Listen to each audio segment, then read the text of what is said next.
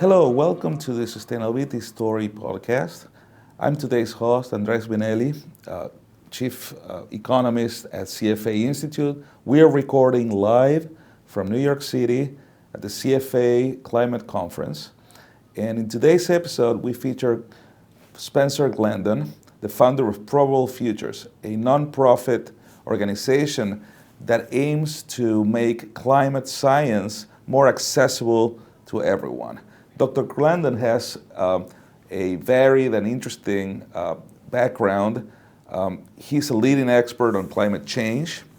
He has a background in finance and economics, having worked as an analyst for many years at Wellington Asset Management.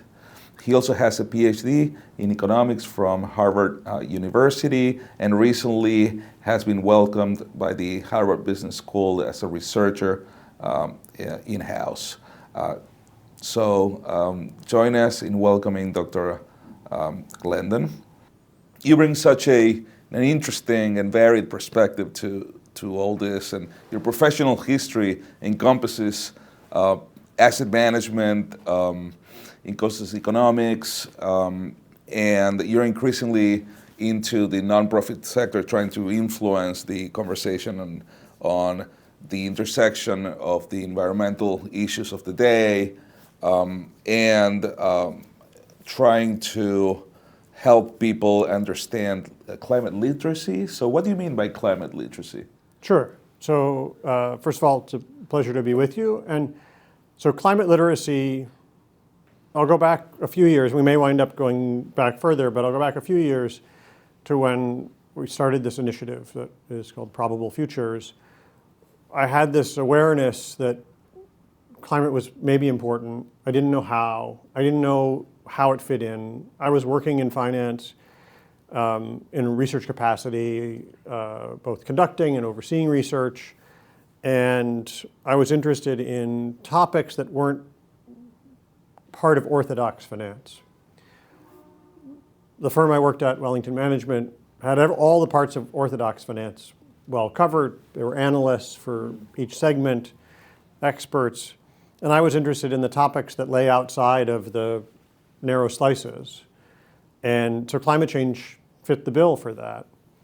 And so I just started reading old journal articles from the 70s and 80s to say, well, what was the origin of this science? And what I discovered were these models that explained how the physical world worked that I had never understood. I didn't know all these things about the world I lived in. And what I realized is I knew a lot about economics. I was actually first an engineer.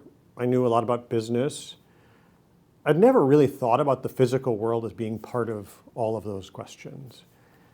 And if you walked around finance in the 21st century, it was done on computers. You'd have meetings with people, but it was either in a conference room or in two dimensions. And the idea that I needed to sort of become re-aware of the physical world, which I'd probably been as a child, but managed to suppress. But then also discovered, that was one insight, but the second was actually almost all of climate change is comprehensible to a layperson. And so I realized there was a kind of awareness, vocabulary, and skill set that when I dug into climate change, I thought, all right, I'm going to have to spend a lot of time with experts to have any chance. Back to being an engineer? Back to being an engineer. So I was actually simultaneously doing a bunch of work on big data. So for that, I was in Silicon Valley with people. I was trying to understand the structure of databases. It was hard work. Almost everything I learned in climate was intuitive. Like warmer air holds more moisture. So here's a good example. Every 1 degree C with warmer air gets, it can hold 7% more moisture. Well, that compounds. So it means 10 degree warmer air can hold 100% more water. That's why warm places can be more humid. That's why warm days can have more rain. That's a little insight about the relation that I sort of intuitively had, but I wouldn't have called it literacy. And so what I mean by climate literacy is this idea that you start to be able to navigate the physical world you took for granted in a way that's got some clarity to it, the right words for it. I actually had this moment talking to a scientist in Los Angeles who said, I can use all my words with you. And I said, actually, your words, they aren't that abstract. So this, I'll give the last example I'll give of this is the term albedo. It's a technical term, not many people know it. All it means is the reflectiveness of the ground. So if albedo is 1, all the sunlight is absorbed. If the albedo is 0, all the sunlight is reflected back to space. So ice has a very, actually I've got it backwards. Ice has a very high albedo, it's highly reflective. The ocean has a very low albedo, it's highly absorptive. So when there's less sea ice, the Earth takes in more energy.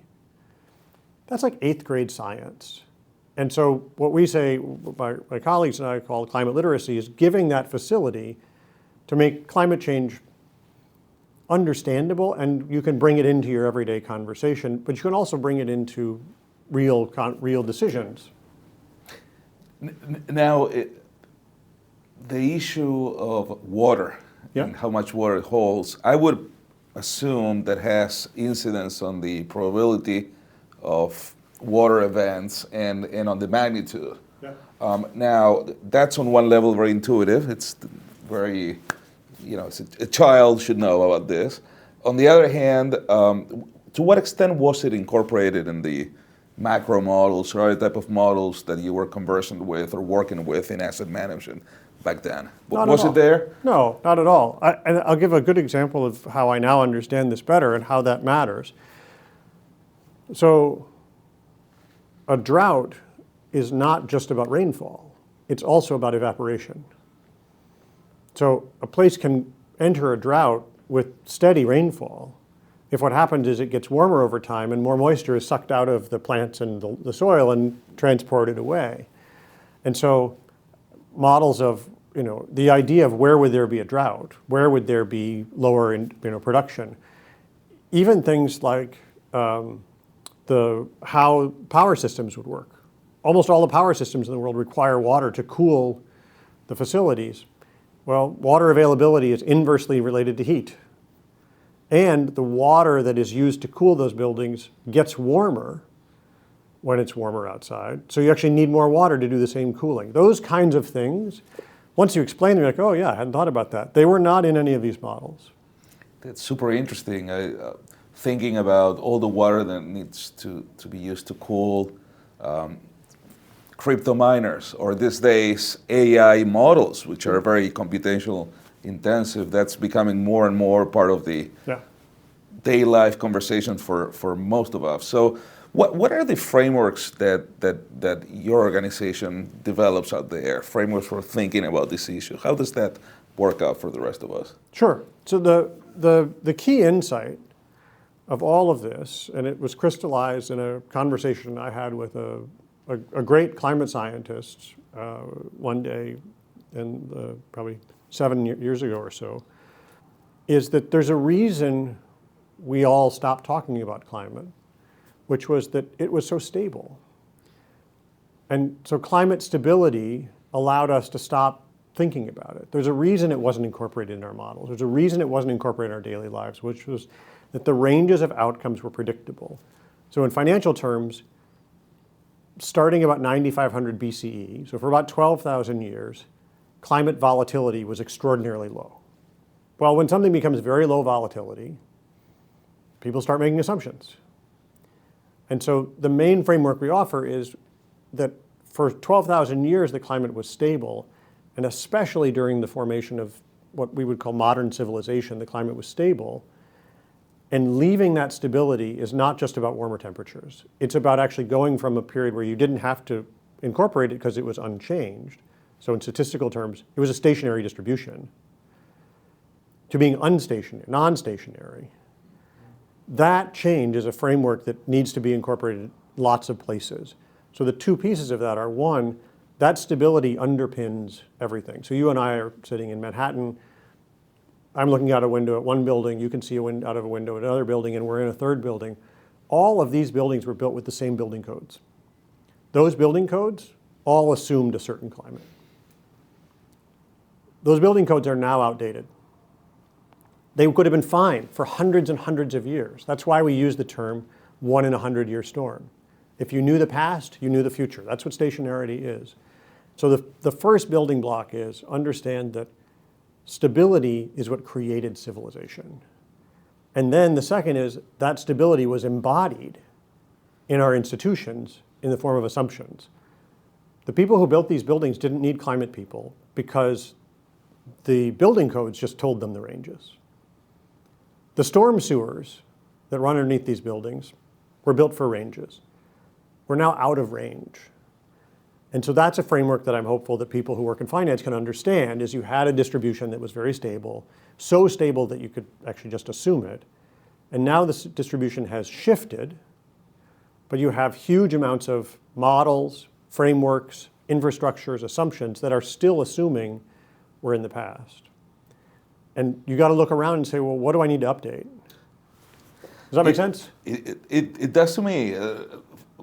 Many of us thinking of what went wrong in the Great Recession that we had in 2007, there was a lot of this story going around, not specifically on climate, but all the models that most people used to gauge the level of risk were assuming something that was very stable, that's right, which was, in that case, housing prices. That's right. Now we have, and then we had a crisis because our models just didn't compute, and something that was thought out to be highly extreme, well, just happened. And many of us feel that we are the proverbial frog in the boiling water that see that this somehow, in an intuitive sense that that distribution is changing, and perhaps in many ways, and yet we have the models and our frameworks to catch up with. So let me ask you, in your experience, going back to your research analyst, investor, economist hat, to what extent do the frameworks that you are ideating and translating, is this being adopted by the industry? Are people there, or is the overarching conversation about the politics of all this sort of overshadowing the science behind it? It's a great question. No, we're a long ways from there. We're not anywhere near there. But things are changing. You and I are speaking at a climate risk and returns conference. That was inconceivable 10 years ago. Probably not, I don't know for sure, but I'd be surprised if it existed if you called it this 5 years ago. And so that's a sign of change. And what's interesting is you could go to a conference 10 years ago that was about sustainability. Almost everything that happened at those conferences was just about counting carbon, was emissions of some kind, and there would be vendors of data who may or may not have had insight about emissions, may or may not have. They're often making claims about how it would boost your returns, but it's rarely in the context of risk. And it actually very rarely was about climate change. It was what was it about?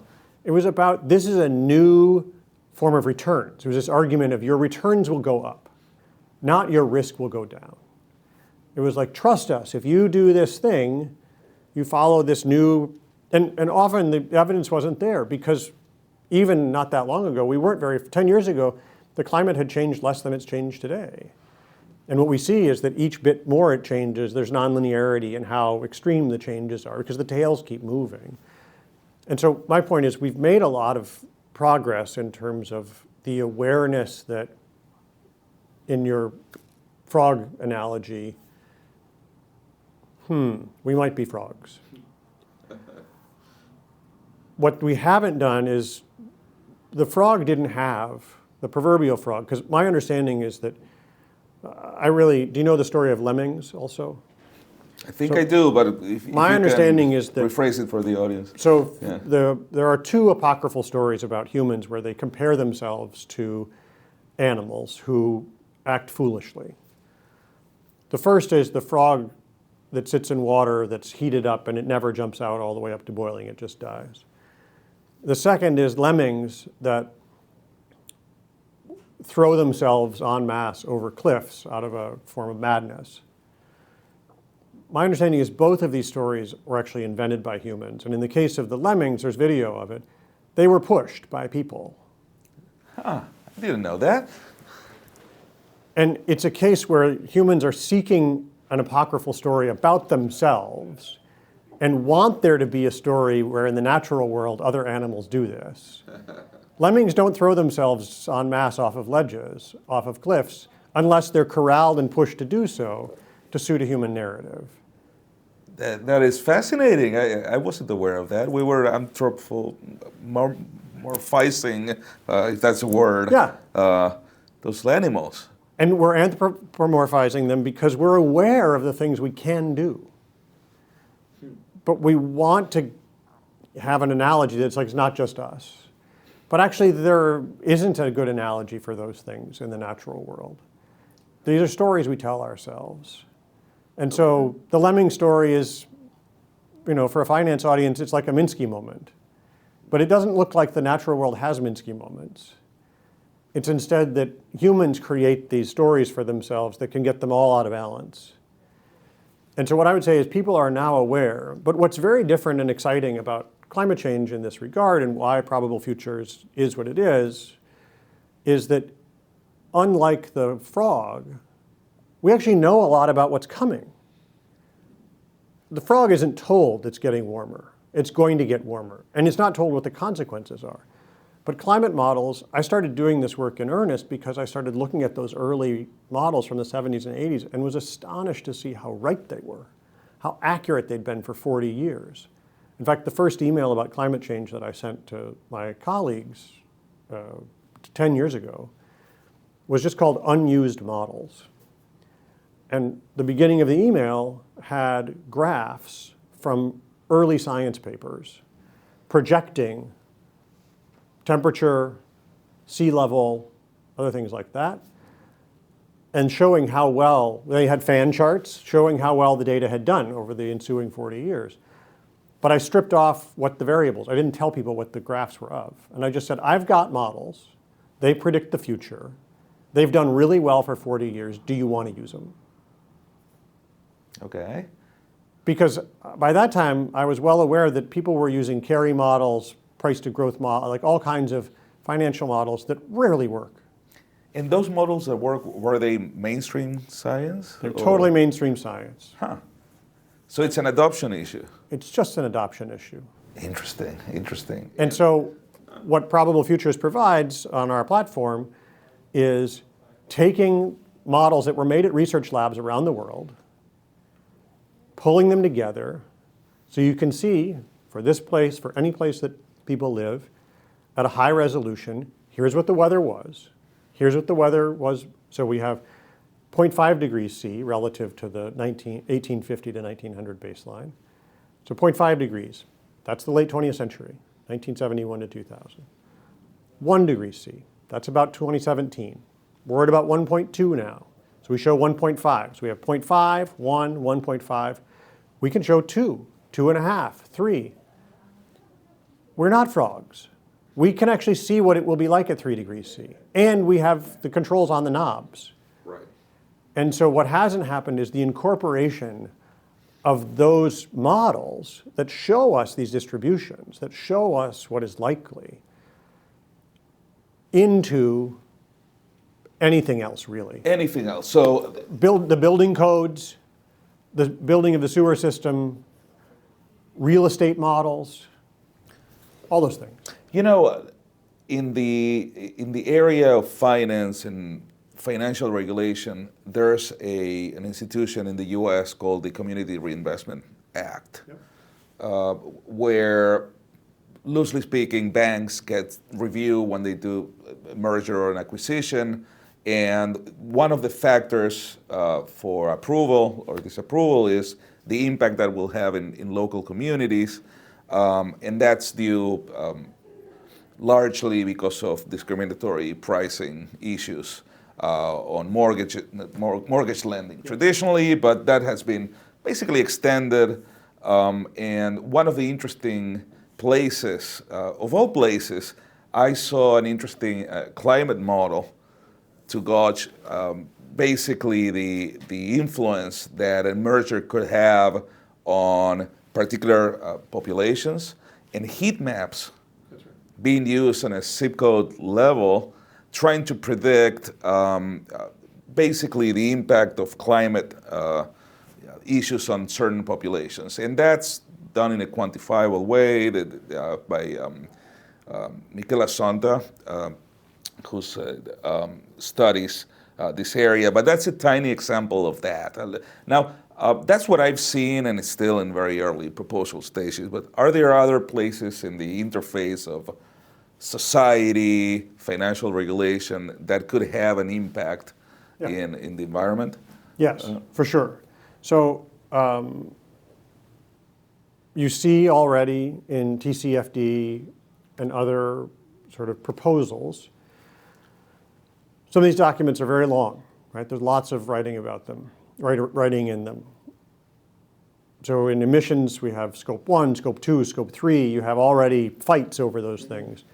But if you look in those documents at the physical climate risk portion, it's just a small amount of suggestive language. Okay. And that's where the growth needs to be. And one of the reasons for me to agree to spend time with you, to come to the CFA Institute event and speak, is that what I'm worried about is that there will be this rush to have scores. That this part of Manhattan or some part of Illinois or some part of India or some part of Senegal will just have a score assigned to it that's either good or bad, or what we actually need is a process. Score of that? Of score, what exactly? Well, I'm going to talk it through. Yeah. It's a bad climate place, or it's a dangerous climate place, or it's a risky climate place, or it's a safe climate place.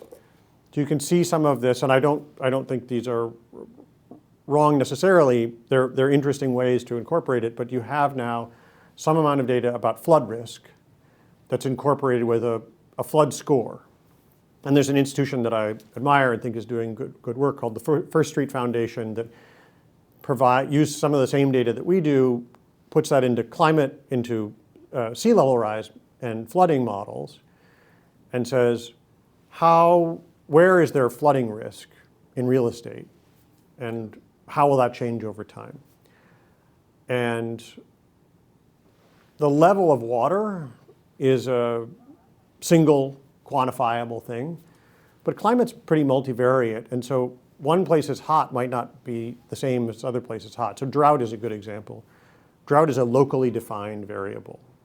A drought in Kansas is not the same as a drought even in Montana, because in each place there's a water balance, there's a pattern of heat and humidity and rainfall that was stable for so long that all the vegetation, all the buildings, all those things are acculturated and attuned to a past climate that's now shifting. What I think we need is process to say, all right, we can see how these are likely changing. Let's examine in each of these places, what are the risks?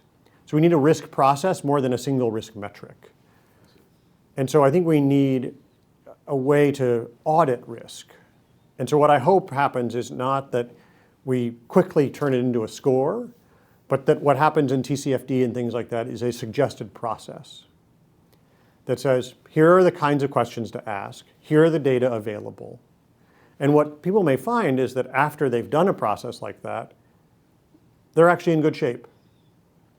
They also may find they have a very specific kind of crisis brewing, but that is quite addressable.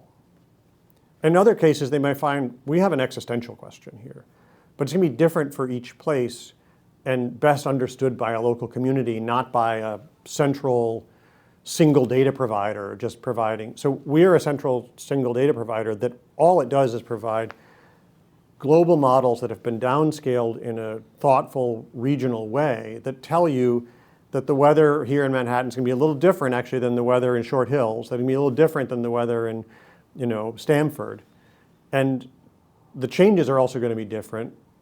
But what it means for here versus New Jersey versus Connecticut, the people in those places need to assess for themselves. or the people who are considering moving there, or the people who are considering putting capital there. So I'll give you a really good example. We had a conversation with a city on the south side of, South Shore of Massachusetts, New Bedford, which used to be the whaling capital and twice was the richest city in the world. And local officials there spent time with us, and there were two variables that mattered a lot to them. Number of snowy days. Because it's been a cold place, but it's getting warmer, and it's on the ocean, and so it's somewhat temperate. And what happens is snowy days just kind of go away. But they maintain an entire snowplow infrastructure. It's expensive. But what they also know is that the distribution is changing in such a way that giant blizzards, because of Arctic air coming down, are actually increasingly at risk. So the risk of a ton of snow is not going down, but the chances of 2 or 3 inches of snow is going down very predictably and quite a lot. So do they take apart, they dismantle, they cancel their regular snow service and build an emergency snow plan and otherwise not deal with it? That's a big change programmatically. But it's a very coherent decision. And so you could imagine a plan that's actually extremely cheap, where you say, we're not going to prepare for 2 inches of snow because it happens too infrequently. And when we get 12 inches of snow, we'll contract for emergency services, but we'll just be ready to say the city is closed for a while. We just stop. Right. Because you know what else? We also know it's going to be, there are so many warm days that snow doesn't hang around anymore the way it used to. And so you move 30 miles north from there, it's a different decision. That's what I mean by the science has been so accurate, is that it's not only gotten global temperatures right on average, but the models that got global temperatures right, they predict weather. Now, they don't predict it day to day, but they give you these ranges. So the second thing the people in New Bedford were interested in was the changes in Guatemala. Guatemala. Yes. Wow. What is that? So when people migrate from one country to another, they tend to go to the places that their relatives, friends, predecessors went to. There's chain migration, and New Bedford is a place where people from Guatemala tend to go. Interesting. They want to be able to anticipate in migration. And if it's very hot in Guatemala, if there's flooded in Guatemala, There you go. they show up over there. That's very interesting. Now, these models clearly have a lot of purchase at the local level, Yep. like that, and perhaps at a federal level, you can see that. Moving to the corporate world, Yep. and perhaps the world of financial institutions, what could be the ways that these models could inform their own risk assessment, also illuminate opportunities that might come from these changes in distributions? Because we know that a lot of folks out there mean well in what they do, they have a plan, but many times it doesn't quite translate in how you engage in planning, risk, processes, or even the accounting of assets that might be impaired because of this change in distribution. So has this been used by the private sector? Somewhat. It's starting, and there have been some real leaders in the area trying to push it. I think that there are a couple things. I do think that it's apt that we're, as I say, here in Manhattan in a tall building.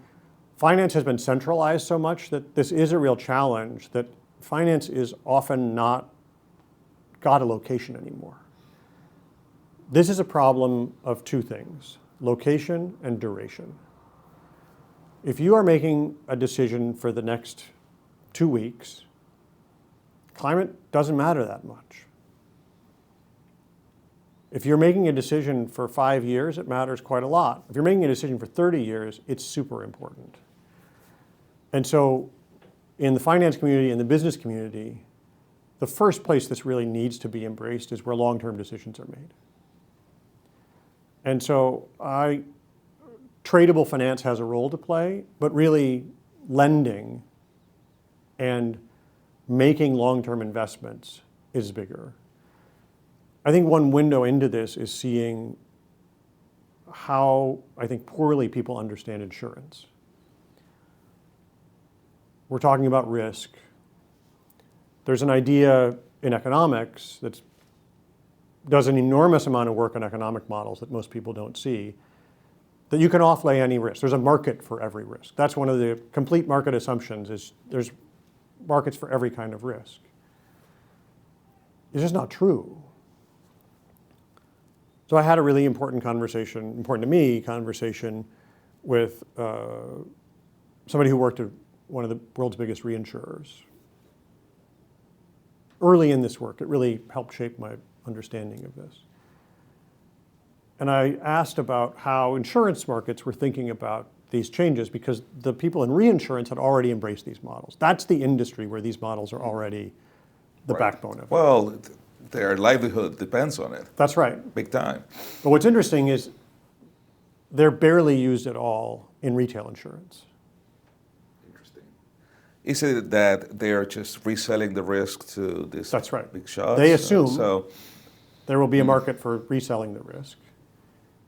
And the other is that the retail insurers almost all outsourced their catastrophe modeling to other shops. And so they're not even particularly good consumers of that. I'll give you a very real example of this that will might make you worry a little bit. So when I think most of this has changed somewhat, but as of not that long ago, 4 or 5 years ago, the people who did the risk modeling for insurance companies had separate models for each kind of risk. And those models were uncorrelated. Okay. And so from the model's perspective, it was a surprise if it was both windy and rainy at the same time. And it was a surprise if there were hurricanes in both Florida and Texas. Yes. Because those were different business lines, and each of those business lines had a different product, and they only wanted that variable outcome. And so at the big risk modeling firms, those were different departments. Fascinating. That's what sociologist Merton, not the economist, but his father will call subgoal formation. It's each part of the company coming up with their own goals, risks, and measures in this case. That's a great term. Huh. And so subgoal formation can be seen as a product of a stable climate. Because I don't need to understand the whole thing, because the whole thing is stable. So in economics terms, I can just do partial equilibrium all the time. Okay. I never need to do general equilibrium. And I can specialize. So it's a journey from people trying to optimize their own part of the business to seeing things in a more general way, That's which right. I believe is a big part of what you're doing. Yeah, so to finish All the the story, features. what this reinsurer told me was the first time there's a catastrophic loss in a location, it's an insurance cost, it's an insurance problem. The second time, it might be an insurance problem. But by the third time, it's an equity and debt problem. Because by then the insurer isn't insuring anymore. But then he went on to explain what people don't understand is that in a catastrophe situation, in almost any situation, all that's insured is the physical structure. And you can't lose on a grade A office building, on a grade A retail or residential property. You can't lose more than 10% generally on something like that, because all you're doing is replacing the windows and demolding the first floor and doing other stuff like that. The land value is not insured. Insurance doesn't cover the most valuable asset, which is the location.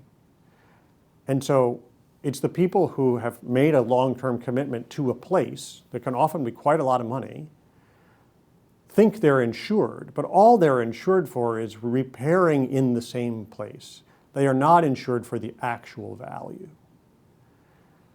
And so that's an example of something where you can bring that in, which is say, what risks are we insured for? So if you ask, how can it bring into business?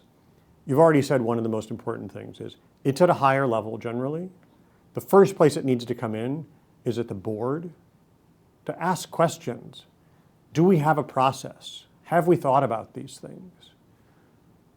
I gave a talk in 2019 to a group of board members of major endowments and foundations in the United States. And I asked the audience, how many of you at a board meeting have had a conversation, a real agenda item to talk about civil unrest in the United States? One country invades another country somewhere in the world. The risk of a nuclear explosion. I actually was going to ask about pandemic, and I still have my notes. I crossed it off because I'll lose them if I say pandemic. A major climate event. And they all said nobody had done it. And I said, but you're the board, you're supposed to ask, you're responsible for risk. And the response from the audience was, you're a pessimist. I said, no, I'm not a pessimist. All of these things have meaningful probabilities. I'm not asking them to be your base case. I'm asking if you've had one meeting, if you've had one unpaid intern do a project, if you've asked the question. And overwhelmingly they said, that's not our job. I said, that's absolutely your job. And so this belongs in oversight. It belongs in the executive suite. And then you figure out where it goes in the organization, because in some organizations it'll go different places. So I'm okay with people building a sustainability, but everybody's building a sustainability department without having a conversation at the board or C-suite level about what does this mean? What risks are we exposed to? How do we build this into our frameworks? What do we do when there's just more uncertainty? What is non-stationary for us? Fascinating. I was checking out a study, that it's a survey study on, I believe it was the top 50 public issuers in the US, and most of them actually now have an ESG subcommittee of the board, so maybe your preaching is getting traction out there. I suspect you will be speaking to more boards about how to take this issue seriously. Comes back to your first question, which is climate literacy. And what these boards need is they need a little orientation around climate change, not to have an immediate ESG agenda with a whole bunch of checklists. But let's step back. Let's understand that a stable climate underpins everything we did before. And let's ask ourselves, maybe look at some maps, get some examples. So with the largest bank in the United States that I won't name, had a conversation with the C-suite members, showed them maps, and the response of the key person was, we need to think about our employees. Right. The assumption is, we got to look at our loans. And this person was like, we have tens of thousands of people in this place that's imperiled, and they don't know. They don't really understand. And so, is that an HR issue? Is that a strategy issue? I had another prominent finance CEO say, I'm so glad we resisted the urge to go into this country when everybody else did, because look, that country's in bad shape. That country faces very dire consequences. You don't know whether it's a strategy question, an HR question, a capital question. I think the best analogy for this is that climate is becoming like information and money. It's likely that a lot of these institutions will have a senior person who's got some climate remit, but I'm going to guess that you and I are roughly the same age, somewhere in our 50s. And when we were younger, businesses had a webmaster. There was one person responsible for the internet. But over time, information became part of every decision. These are all information businesses. It shows up everywhere. Climate's going to be like that. It doesn't mean that it will drive every decision, but making decisions ignorant of it will be irresponsible. And so actually, I do think one of the main applications of this data and this work in the near future will be lawsuits. which is people saying you were negligent to make a decision without considering these effects. And that's why the senior people are going to be on the hook for this as a standard of care, which is you should have known. You can't pretend that it's the same. And so you should have asked this question. And so probablefutures.org is a place to see the data. One of the reasons to do it is to put pressure on people to say, well, it was free, it was out there. You can't claim you didn't know. It's fascinating. One way to look at what ultimate progress could look like is when this conversation, these risks, these opportunities are already incorporated in how we do business and how market prices. That's right. What they tell us about what's scarce and what's abundant out there. Today, we all know that that's not fully in there. Do you have a final challenge that you want to give people? I think that one of the main challenge, and it's a challenge that I think is very hopeful and I think is encouraging, which is we need to make society more resilient. There's a way to look at this. The stories about the future are generally bifurcated. Somehow everything works out. We have a lot of electric vehicles and modernist architecture. Or it's Mad Max. But we're going to live in the spaces in between. That's why we called this probable futures. We can't be imagining these things that have super low probability, have zero probability. We're not going back to the climate we had before. We have this space in between that we need to live in and imagine well. So start thinking about how we're going to live well in those ranges. And one of the things about that is we need to start thinking about resiliency and adaptation, not just mitigation. And I say this because there is now momentum around decarbonization, and that's great. But if we do that without making society more resilient, which partly is better regulations, partly is more awareness, partly is just strengthening our civic institutions, just getting better at talking about risk, those are all ways to make us more resilient when things partly go wrong. I like this story from Mohammed El-Ari, and you brought up the financial crisis. He was asked, how did PIMCO get the crisis right? He said, we got it totally wrong. We just prepared for all the outcomes. Their committee assigned only a 5% chance to Lehman going under in a disorderly way. But they built a plan for what they would do if that happened. Too much of finance said, it's a low probability. I'm not going to do anything about it. We have these things that are now, they went from a 0 probability to 5 or 10% probability. Those are not low numbers. We need to plan for those things. And I think if we plan for those things, we'll see lots of ways to make society more resilient. And a lot of people can participate. Well, we're to the end of the podcast, but thank you so much. Planning for a resilient society. I think that's a theme that will interest most people, certainly got my attention. And Dr. Spencer Glendon, thank you so much for your contributions to society, in making us just a little bit more informed so we can do something about this. And thank you for your contributions to the finance industry too. Those are greatly appreciated. Thank you so much. You're very welcome. I'm happy to be part of it. And I will give one final pitch, which is check out probablefutures.org. It's not a business, so this isn't marketing, but I think it can be helpful to people. So thanks so much. Absolutely. Thank you so much. Yep.